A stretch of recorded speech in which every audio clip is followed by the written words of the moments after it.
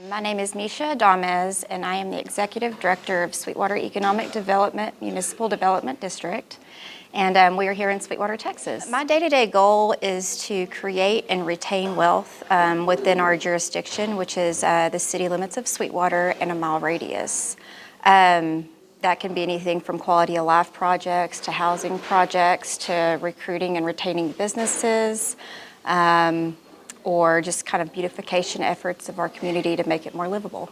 So Sweetwater was originally a railroad community. We were formed around the Union Pacific Railroad downtown. BNSF, which is the Burlington Northern Santa Fe, also intersects here in Sweetwater. So back in the 1880s, 1890s, Sweetwater was more centered around the railroads downtown, whereas now we've kind of migrated more towards the Interstate 20 and Highway 84 and Business 70. So wind energy started in Nolan County back in the probably about 1997, 1998. Our first wind farm, the Trent Mesa, came online in 99, 2000. From there, the reason that wind located in this area was because of the transmission that we already had in place from the oil and gas industry. And so you have the transmission lines that were already there. So you put wind and you put the transmission lines together, and we just kind of exploded in wind. Right now you could say that Nolan County has about 1,400 turbines, giving us roughly anywhere from 2,800 to 3,000 megawatts of generation from wind only. For Sweetwater and Nolan County as a whole, wind has definitely given us an extra tax revenue. You could say before wind, our taxable value in the county, our market value actually was around $600 million. Today we're sitting at about $3.5 billion, and you could say 1.6 of that is attributed to wind. Wind has allowed our schools in Nolan County to get new facilities, to get state-of-the-art equipment for the public schools. Wind has also provided our county with income where they can repair roads and hire more people, buy more equipment to keep up with the maintenance of those county roads. Especially during the construction of wind farms, you'll have an influx of 300-ish people in our community, and so they stay at our hotel rooms, they eat at our restaurants, they buy groceries at Walmart or Brookshire's.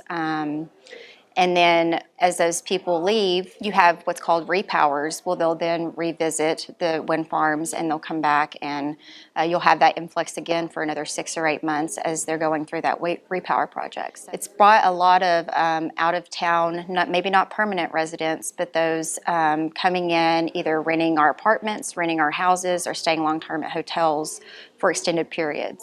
We have roughly 250 jobs in wind. And so I personally believe that if Sweetwater would have got a little ahead on the curve and actually had desirable housing for some of these people to buy, as opposed to aged housing where you have to go in and do remodels and all that, I feel like we could have captured more of those people to be permanent residents and become part of our population.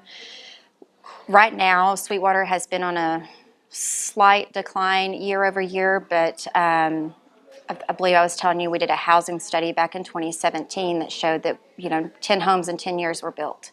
And so if people don't have housing or desirable, affordable housing, they can't live in your community. We formerly had what's called an industrial park where it had infrastructure ready to go, it had roads and just ready build, shovel ready, I guess you could say, lots. Back whenever the wind first started, Sweetwater wanted to learn more about it, and so my organization would go to what at that time American Wind Energy Association, which is now called the Clean Power Association, and we would go to their conferences where you would have a various amount of businesses from the renewable energy industry that would set up booths or walk the floors trying to make connections and contacts. There we met a Argentina company called EMA Electromechanics and were able to essentially recruit them to Sweetwater.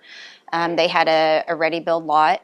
Our organization was able, since they were an Argentinian company, they weren't necessarily able to get a loan, and so our organization was able to guarantee a loan for them. Currently operating out of a 36,000 square foot facility and working on a 37,000 square foot expansion. This is their third expansion of the original building that was built for them. So they continue to grow. They started around 13 employees, and they now are sitting at between 50, 60 or so, and will grow more as that expansion is complete. I would just say whatever industry, whatever economic